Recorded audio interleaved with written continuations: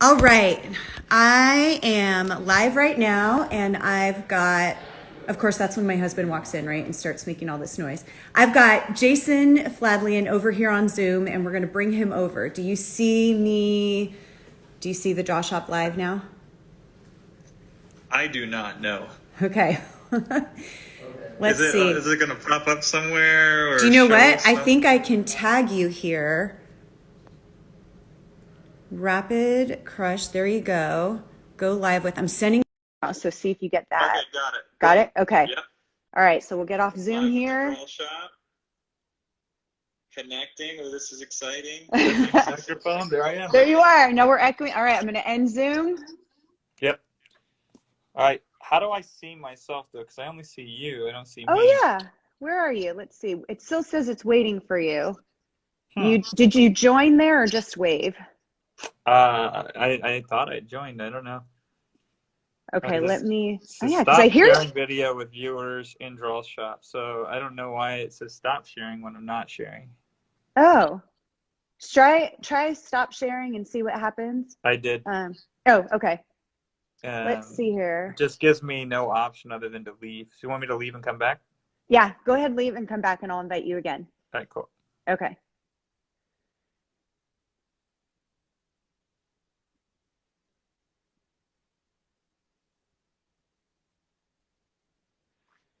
All right. I'm live here. I'm just getting my guest on. Oops. Let's see here. Don't want to post anything. All right, here we go. We're going to get Jason Fladlien from Rapid Crush on here. Hello. Hello to those of you that have just come on. Let's see.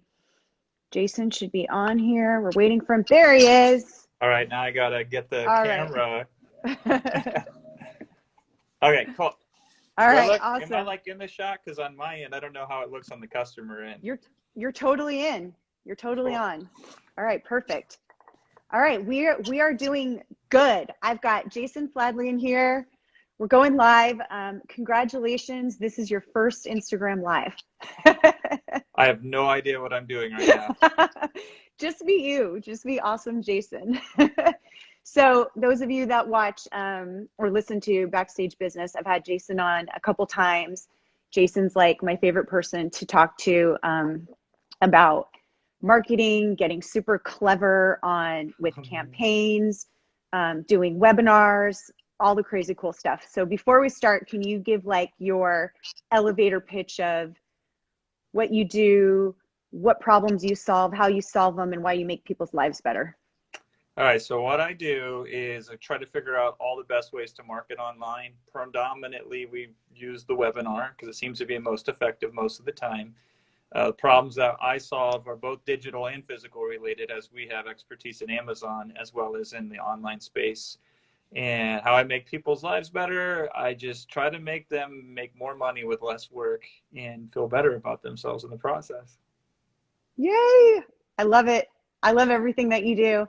Well, okay, so here's what I told everyone who would be watching this. I was like, you're going to come away with a really cool idea or takeaway that you're going to want to implement right away. Because I feel like every time you and I talk, it will be, you'll just like drop all of these gems all the time. And then it's like one little thing that it's like, holy crap, I didn't even think of that. And it's so simple.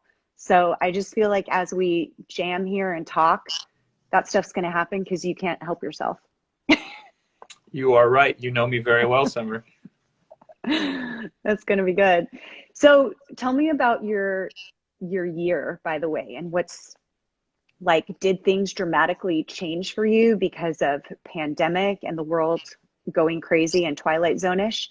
Or Yeah, did, yeah, tell me. it totally did. And for us, business-wise, in a good way, because everything I've been preaching for the last 10 years that nobody wanted to listen to me about, all of a sudden, everybody's now saying, hey, you know, these online events, they're pretty powerful. And I'm like, I've been trying to tell you that for years. So, yeah, not the preferable way I'd like it to happen, where it went from nothing to a million people all at once pounding on my door, but you take what you can get. So from that perspective, it was really, really powerful.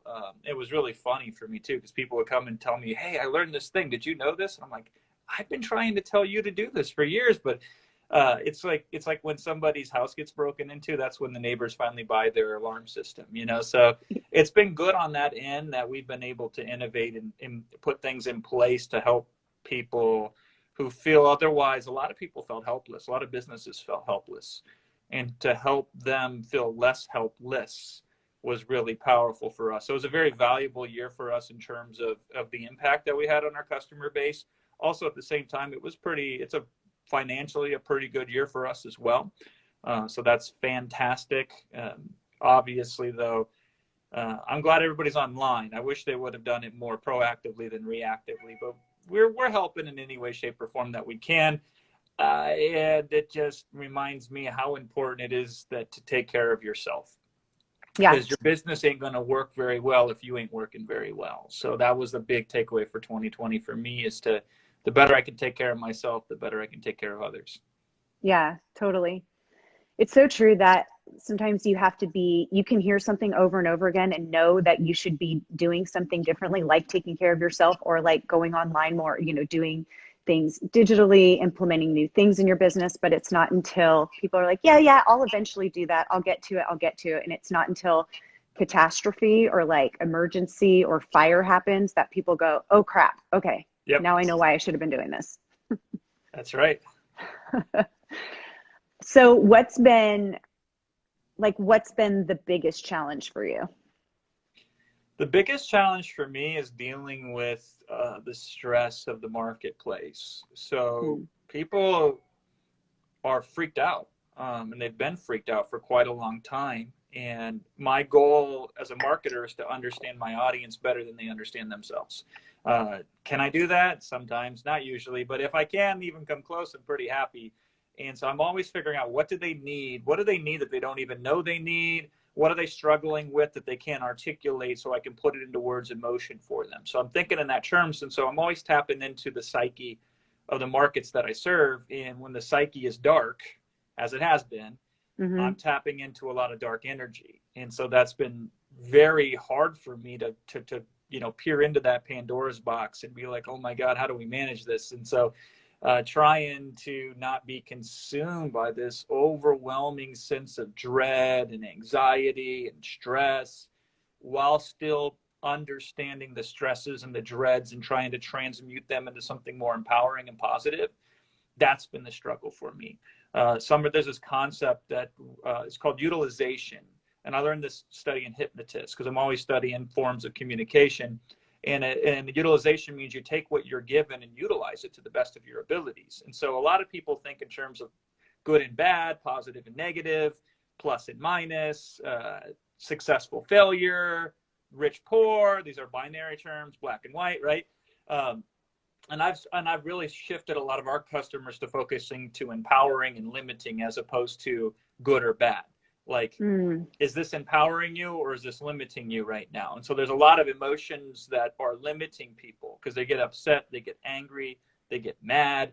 And is that empowering you, or is that limiting you? And can we find a better approach that would achieve a result for you that would also empower you? So we switch more to the personal development, self-help, more emphasis on that. Like, somebody comes to me and says, Jason, how do I do a webinar? I'll still teach the mechanics and techniques. But now it's more of the stuff between the ears that people are receptive to, which is great for me, because that's the stuff that I really focus on more than anything myself. Yeah, it's so true. Somebody wrote here, I think is it Rockstar Share? I think that's how you say it. She's like, I know I need to do a webinar, but I'm in paralysis figuring out how do I technically handle this? Can we dive into this right now? This is one of my favorites. Yeah. Cool. All right, so this is, believe it or not, and I wish I knew her name. We'll call her Rockstar, though, right? Yeah, she's a rock star. She's a rock star. We're all rock stars. And this is, the good news is, or the bad news, depending on how you look at this, is that your fear is the most common fear that exists when it comes to webinars. And I don't care how much money you make or have made, it's a fear that is shared amongst the millionaires and the unwashed masses. And the Oh, her reality name is Sherry. There we go. what's that? Sherry. Her name Oh, is hey, Sherry. Sherry. Okay, cool. All right. So, and we've had a lot of benefit of dealing with this, because before the pandemic, people were focusing on the technical stuff, and that's what was getting them stuck. Now, a lot of people, some people like Sherry, they're still focusing on the technical stuff, but there were certain businesses that had no option. They're like, if we had to string two cans together with a piece of string to do a webinar, we're going to do it, because the alternative is worse, which is not doing it. Yeah. So the way that we work with clients is basically, do you have something worthwhile to say, Sherry, that would help more than one person, or even one person, if you were to share it with them?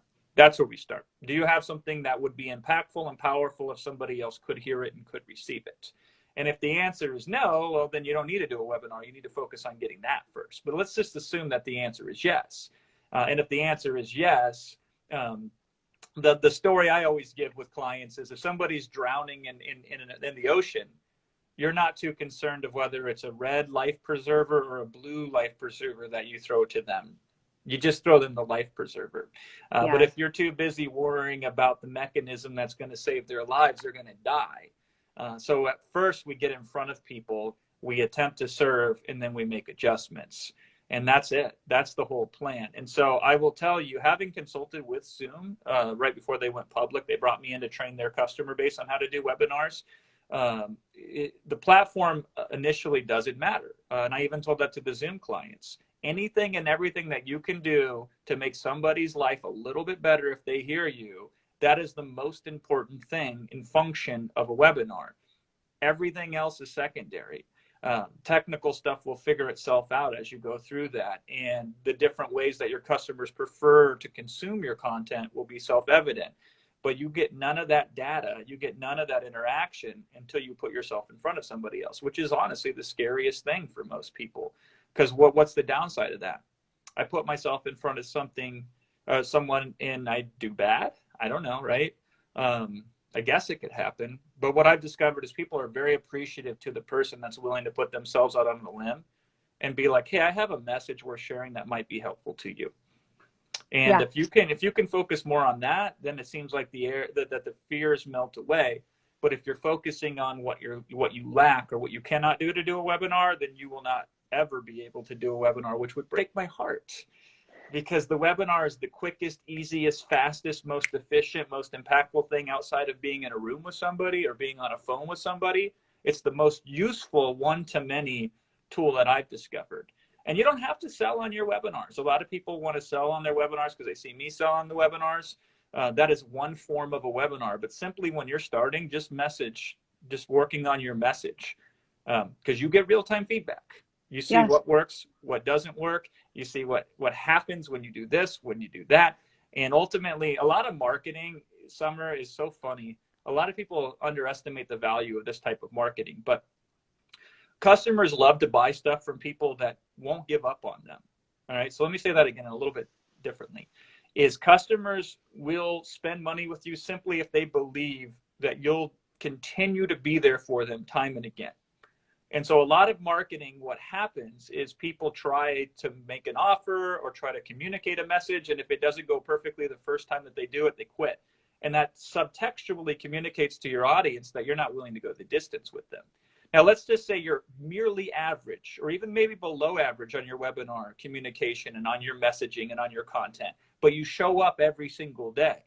That subtextually communicates to your audience that I'm going to be with you.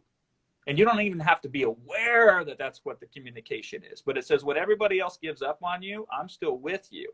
And millions of dollars can be made just harnessing that one powerful idea of rain, snow, pouring, ice, acid rain, even whatever, right? I'm still there with an umbrella for you. And if we can focus on that, then we realize that the technical stuff is far down the totem pole on things that are important when it comes to getting the message out. So hopefully that resonates with you in some way, shape, or form. That's awesome. I love that. I've never even thought about it that way. Like we're just always going to be there for you no matter what. Because I've always thought, you just have to like you said earlier, you just have to have that little piece of value that makes you know, Yeah. their life better. And it doesn't have to be huge. It can be just the tiniest thing, like in any way that you communicate, whether it's an email, whatever you put out there, that little piece of content just has to like inch them forward and give them something of value. But Yeah, then I call it SOS, Summer. So we typically think of SOS of like a signal of distress, right? Like, help me out here. Does that say coffee on your coffee mug? sure does. I love that. Coffee. That is Right? brilliant. Just in case I forget what's in there. Oh man, that's almost exactly what we're talking about. Is if you put coffee on the coffee mug, as long as you got coffee in it, it don't matter too much, right? But that's Yep. brilliant. Oh my God, that's really good. So SOS is usually like a signal of distress. Come help me, come save me. I've changed that to stand for speed of service. And so if we can reduce the speed of our service to our audience to almost instantaneous, then we're solving their distress by being of service to them. Now, what the service may be may change, but it will often change based on how we interact with our customers. And so for most people, speed of service is the most important thing that they can master. How quickly can I get in front of somebody and serve them and try to help them? Case in point, I have never done an Instagram anything in my life. I didn't know what I was doing. And so Summer graciously walked me through installing the app, getting on here, having bumps, having bruises. We didn't get it right the first time. But I'm just, if somebody gives me an opportunity to speak in front of an audience, I just tend to say yes. Yeah. And then we figure the rest out in the mix. And so I think that's a good point right there. Yeah. I think no matter what, if you're consistent with delivering that and delivering something that is going to make even just the next hour better, and you just like you said, you're always there. You're that person that no matter what, when I receive a text from you, an email from you, watch a webinar, see you on a live, whatever that is, there's something that I'm taking away, and my life just got better. My business just got better. My mental state got better, whatever it is. And it doesn't have to be big. You only need the tiniest thing to get that like hit of dopamine. That's like, I feel good. All right, now I'm going to be more productive because something better just happened. That's right. That's right. And I mean, again, if nothing else, it shows that you can depend on me. Yeah. And that's a lot of what people are missing these days. That, wow, you're always there for me. Now, you know, the dark side of marketing is when we think of it as something we do to somebody, right? Like, I'm going to market to you, you know, and that can get dangerous because now you're focusing on yourself, on what I am doing to get in front of my audience. What methods am I employing, et cetera, right? But you got to look at it backwards. You got to think about them, not you. And you will stand out and you will be consistent. So you will beat the people that are not consistent, which is half of your competition. Then you'll beat the other half who are consistent, but are consistently selfish. Yeah. And so you are focusing on them first, which is the best way to serve your own needs in marketing is what do they need? And well, oftentimes what they need is just somebody that they can count on. And if you show up and saying, listen, I might not get it right the first time, or the second, or the third, or the fourth, or the fifth, or the sixth, or the seventh, or the eighth, right? But I'm always going to be there to figure out how to get it right. And that's what the market is going to respond to more than anything. We don't see this very often, Summer, because we're still looking at business from the lenses of the 1970s or the 1980s or even the 1990s. Where to get a message in front of somebody, you got to fire up the printing press. You got to spend real dollars and real cents on real ink, you know? Yeah. You got to distribute it. Oh my God. So it costs $1 million just to get a message out there to 1 million people. And nowadays kids are taking pictures of eggs and putting them on Instagram and getting the most liked photo, right? Yep. And so the communication becomes more important, and the need to be exact becomes less important because there's very little downside and there's a massive amount of upside to it. But again, people are still focused on I got to get all things in order and all things perfectly, because that's what we've observed throughout 95% of how commerce has existed is you better have it right, because you get one shot and one shot only, and then you shoot your wad and you're done. It's like, no, that ain't how it works today. But instead of being gossipy and noisy and drama, dramatic, you're useful and purposeful and helpful. And that's Yep. now you get many shots, and you miss 100 times and you get it right on your 101st, and it pays for all. I hope that brings some ease. So Sherry, is that Sherry? Yes. She says, by the way, thank you for moving through the learning curve of being live on Instagram. So thank you. What webinar platform do you prefer? I love this question, right? Because Sherry still refuses to let go. I was just That going to say, I'm like, old I'm view hoping that of brings her some thinking, ease, but right? she's still like, I got to get it right. I appreciate that, and I'm compassionate towards that, and I expect that, because this is what happens, right? So here's my answer to you, and you might like it and you might not like it. Here is the answer. Nonetheless, though, the platform that gets you your webinar online the fastest is the one that I prefer. I know All what right. you want me to tell. You want me to She's tell like, you I want to about go it. to the website of the Yeah. platform so that I Tell me can. what website to sign up to. Tell me what platform to use. And I'm not going to do that for you. You're going to have to be okay with picking a platform that isn't the perfect platform, because there is no perfect platform. So what is the platform that you feel would get you online live the fastest? That's the one I want you to pick, Sherry.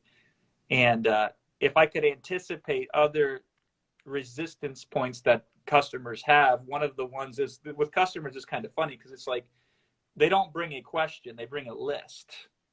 So it's like, what's the platform? Well, if I solve that, then they go down to the second thing on the list, and they're like, well, how do I get people on? And I'm like, who cares how you get people on? They're like, what do you mean? I'm like, if nobody shows up to your webinar, you're still creating content. You're still putting out messages. You're still, Summer says, like, I don't have any idea how many people will show up on IG. And I say, great, that's fantastic. I don't care. Yeah. If Summer and I just get along fun and we do cool stuff together, and we're the only two that were the benefactors of that, I consider that a success. Exactly. Gives me an opportunity to try a different way of messaging. That's fantastic. And if we pick up one or two or three people, I love that, right? And then, but Summer takes these things, if I understand this correctly, and she puts them on YouTube. Is that right? Yep. Cool. We repurpose everything. That is the thing. Like you said, you create a piece of content. It doesn't matter.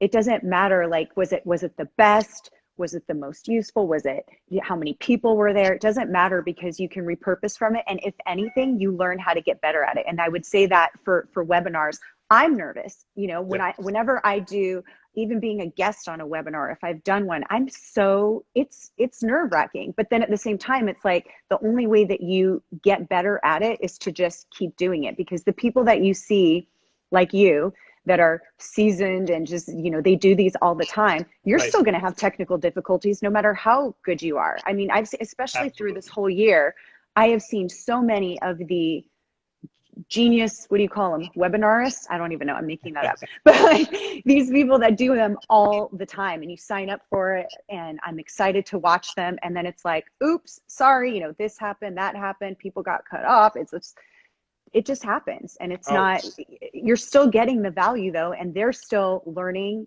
how to do it better next time. It's just, you have to keep doing it in order to get to that place of being better. So here's one of the most effective things that anybody can do in marketing, period, but from a micro application in terms of on webinars is, let's say Summer is nervous and she's kind of like got the butterflies in the stomach, right?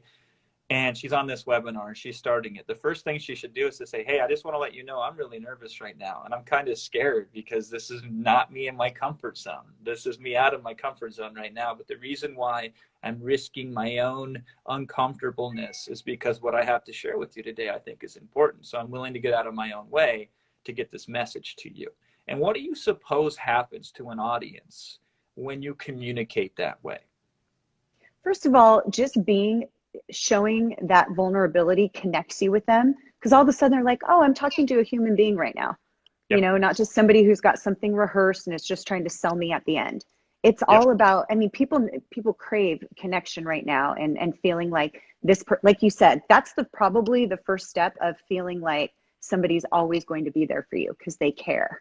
Yeah, they want to cheer you on now. So they're like, all right, let me support you. But the second layer is even more important for most people initially, is what do you suppose that would do to you, Summer, if you communicated like that to your audience? How would that make you feel? You know what? And I learned this, I don't remember, it was probably in college or something when I was super nervous, but it actually you identify it and you put it out there, and then suddenly it just kind of, it's like taking a deep breath. Yeah, there's something about labeling your fears that dulls the edges around them and makes them less potent. It makes them real as opposed to imaginary. And imaginary is always scarier than real. But it allows you to acknowledge your intention. Your intention is not to be fearless. Your intention isn't to be a perfect presenter and to be confident. Your intention is to serve your audience. And so Right. you are communicating to your audience what your intention is, which is not that you're not going to be nervous. It's that you're going to hopefully have some sort of impact on them that is going to positively enhance some part of their life. But we forget that. When we Yes. become overwhelmed in our own emotions, we only think about us. And so we're thinking, I'm nervous, I'm scared, I feel inadequate right now, I don't feel safe. And the problem with that is, first of all, it's only one way to look at it. But second of all is of course, then it's going to be harder for you to connect to your audience because you're not even connected to yourself. But if we can let the audience know, I'm here to help you and I'm doing this in spite of the challenges that I have, they're going to work extra hard to allow you to help them. They're going to be like, okay, I better pay attention because if Summer's willing to do this and she's uncomfortable right now, I better make it worth her while. Now they conspire to make you successful. And I don't know about you, but I prefer swimming downstream. I don't prefer swimming upstream. So that's one of the psychological ways we make that happen. Totally. I love that. Oh my gosh, so many good takeaways there. Okay, we're coming up to the end of this half hour. What's in store for you for 2021? Oh, wow. Good question. I'm really bad, Summer, when it comes to time. Like I have a poor relationship with time. It doesn't function for me the same as anybody else. And so I don't make too much of a differentiation between what a calendar says, whether it's 2020 or 2021. Just like to me, 30 minutes or 3 seconds, like when we're in state and in flow, it's all the same. Yes. And so I have been very disciplined to not put too much hope in the change of a year. I know a lot of people are having this sense of an external reliance on feeling better, like, hey, 2021, new year, I'm going to feel better, right? People are probably going to set, what are those things called? New Year's resolutions, right? Yeah. I mean, which they all did in 2020. 2020 is the year. It's going to be the best year ever. It was supposed to be, right? I mean, 2020 vision, all that kind of thing. We can draw all kinds of stuff, right? I mean, if you want to get good at making yourself feel bad, then set a New Year's resolution, okay? But if you want to set a New Year's anything, I would set a New Year's intention. So think about that. But more important to me is I don't believe that anything's drastically going to change too much on the outside between 2020 and 2021. Which is kind of depressing if you think about it for a second, where you're like, oh my God, I want it to. Yeah, I do too. I don't expect it to, though. So for 2021, to me, it's really more the same of what we did in 2020. We started something wonderful in 2020 that we were planning on doing anyway, but serendipitously, it just lined up perfectly with everybody being rushed online. And so I felt like year one of this new endeavor was laying the concrete while driving on the road simultaneously. So year two, I think we're going to put some guardrails up and put some structure to it and do all the extra little things that were not, they weren't priority this year because they weren't the things that were important to get the thing off the ground. But in 2021, we're going to really go back and just strengthen everything up and build it up. So that way by 2022, we can really shoot it off into space. But I tend to now look at timelines, Summer, in terms of 10 years at the bare minimum. Yeah. And I've discovered when you do that, if things don't go your way in 1 year, it doesn't seem that big of a deal because you still got 9 more years left, right? Yeah. You can endure anything that's troubling on a day-to-day basis if you have a 10-year vision of this is where I want to be in 10 years. And so therefore, even 1 year is not that big of a deal. 2 years even is not that big of a deal. Now, you got to be careful and disciplined on this because you can't think 10 years and then put it off to year 9, day 362, like people do with test and packing for vacation, right? Yes. You have to be present and make progress every day. But when you look at a 10-year horizon, I don't know. It doesn't have to get better in 2021. I just have to keep showing up and keep doing things to make those gradual, continual improvements. But we do that when we have something that struck gold. So if you hit on a home run, that's when you get down, and that's when you really button in and be there for the long term. So we're really, you know, this year is just year 2 of a 10-year plan on a new business that we rolled out in 2020. And I'm really excited about what that's going to look like.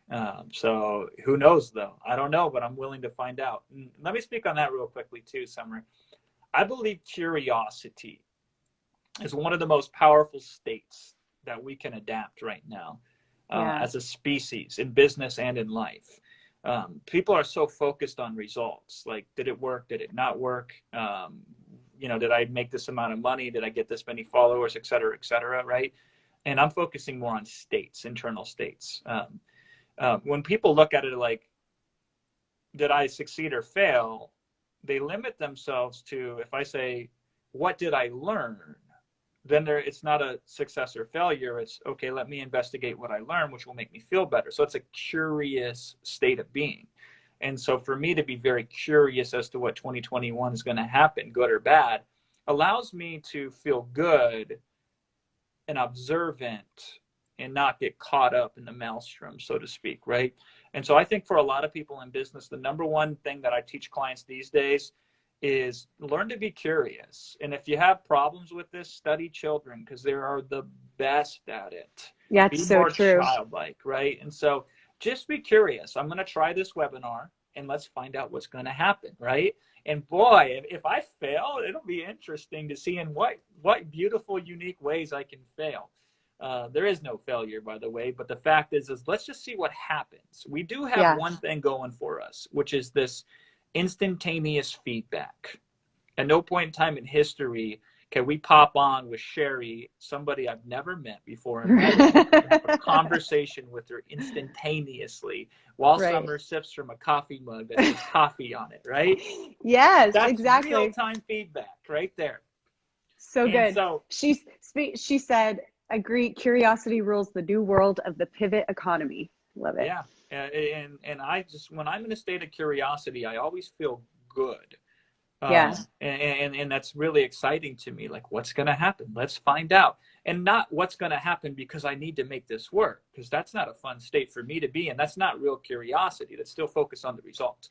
But let's be in a state of curiosity to unfold something to see what happens. I wonder what things the audience is going to get most excited about. Were they the things that I thought they would get the most excited about? I wonder what's not going to hit that I thought would hit. Like, maybe I thought this thing was going to get me a standing ovation. Instead, I got crickets, right?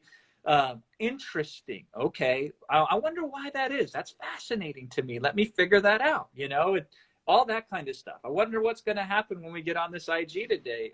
Am I going to screw it up? Are we going to run into technical issues? Are we going to meet Sherry? Right? Like, I don't know what's going to happen, but let's see what's going to happen. And we unfold this new state of curiosity. We become more childlike.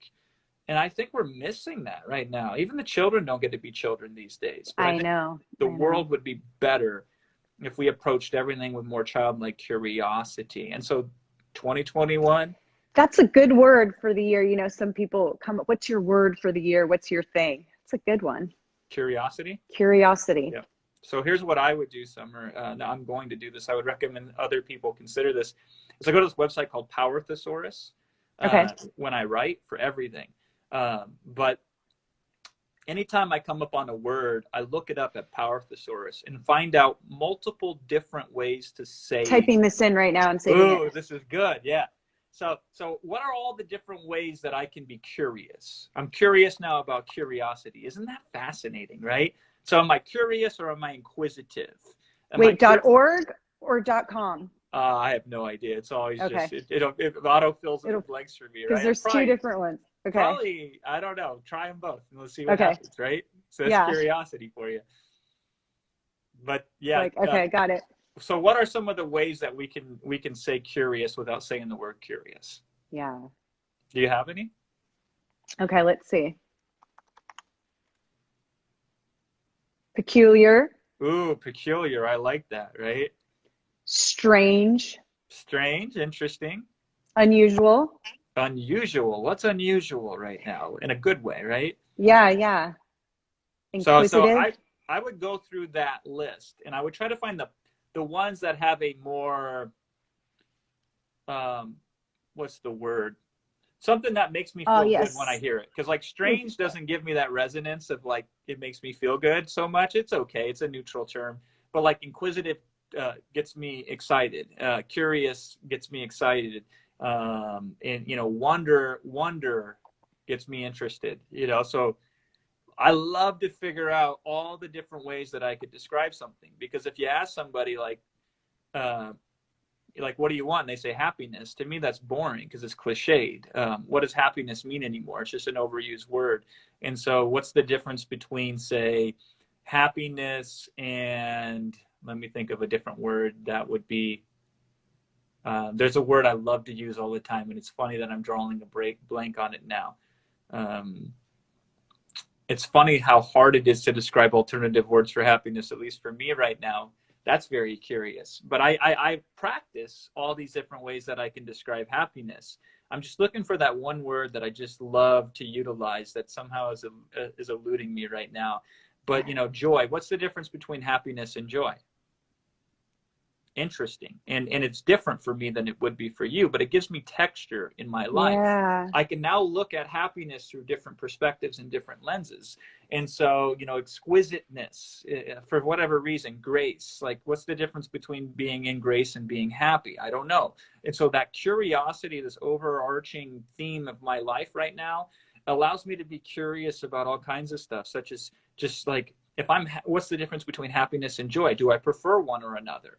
Now I'll start using the word joy more if I prefer joy over happiness. But we tend to just use these terms that are very, very cliched and they don't mean anything when we use them. Like people say, I want to be confident. Well, what does confidence mean? You know, do you want to be confident or do you want to be blank? And we start to look at the different word choices. My favorite thing Yeah. too is this is a good useful exercise, is how confident do you have to be to move forward? If we had to put a percentage on it, Sherry, what percentage of confidence would you need to do your first webinar? You know, she says 38%. Awesome. Then I say, how do I get you to 38%? And that helps us break out of this inflexible, uncurious like state of it's either got to be right or it's wrong. It's either got to be Yeah. perfect or I'm paralyzed, right? And so it's you know, what percentage of confident do I have to be to move forward? Is it 31.2%? Well, what do you need to be 31.2%? Because otherwise you'll just be like, I'm not confident. Because if you're not exactly confident, then you're lacking total confidence. And now you're confident in your inability to be confident, which I always find ironic. Yeah. So let's utilize confidence in any way, shape, or form that we can, or maybe we don't need to be confident. How can we not be confident but still move forward in a way that's useful to our audience and serves us?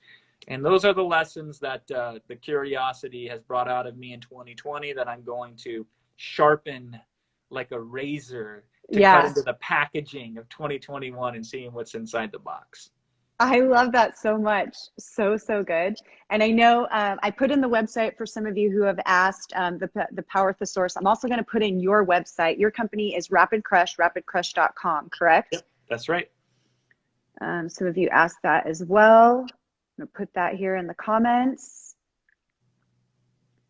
And oh my gosh, Jason, this was so awesome. Agreed. You know, I'm going to have you on the podcast too, like 5 more times, just because there's never.